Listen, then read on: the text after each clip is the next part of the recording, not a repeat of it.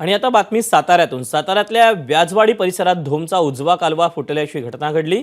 हा कालवा फुटल्याने लाखो लिटर पाणी वाया गेलं। एकाच महिन्यात वाई तालुक्यात 2 ठिकाणी कालवा फुटल्याची घटना घडली। त्यामुळे पाटबंधारे विभागाने केलेल्या कालव्यांच्या सर्वेक्षणावर प्रश्नचिन्ह उपस्थित होते।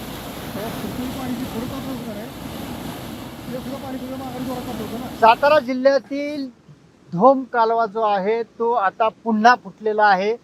सातारा जिल्ह्यातील जो काही व्याजवाडी गावा परिसरात असलेला उजवा कालवा आहे तो सकाळी फुटल्यामुळे लाखो लिटर पाणी आज वाया गेलेलं आहे। खरोखरच ही महिन्यातली या वाईस तालुक्यातली दुसरी घटना आहे, त्यामुळे आश्चर्य व्यक्त केलं जातंय। आता पाहतोय लाखो लिटर पाणी हे आज या कालवा फुटल्यानंतर ओढ्या मार्गे वाहून जाताना पाहायला मिळतंय। गेल्या महिन्याभरातच याच परिसरातील ओझरडे पांडे या भागामध्ये अशाच पद्धतीचा कालवा फुटला आणि लाखो लिटर पाणी वाया गेलं। खरं तर पाटबंधारे विभागाचा बद्दलच संशय व्यक्त केला जाऊ शकतो, कारण कालव्यांचे जे सर्वेक्षण केले जातात त्याच्यामध्ये जो गळती लागणारा कालवा असेल, फुटणारा कालवा असेल, त्या ठिकाणी दुरुस्ती केली जाते। मात्र ही कागदावरतीच दुरुस्ती केली जाते का असं म्हणायला काय हरकत नाही। या घटनेनंतर या गावातली ग्रामस्थ मंडळी आपल्यासोबत आहेत। दादा काय सांगाल?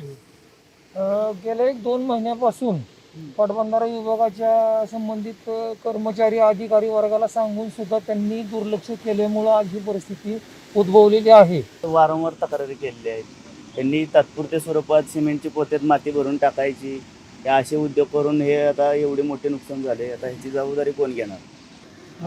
एकंदरीतच सध्या आता परिस्थिती जी आहे ती बिघडताना पाहायला मिळते। मात्र इथल्या स्थानिक शेतकऱ्यांनी वेळोवेळी पाटबंधारे विभागाकडे या तक्रारी केल्या होत्या, मात्र त्याकडे नेहमीप्रमाणे या पाटबंधारे विभागाने दुर्लक्ष केल्याचं एकंदरीत या घटनेनंतर पाहायला मिळतंय।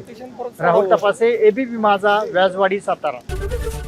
एबीपी माझा, उघडा डोळे बघा नीट।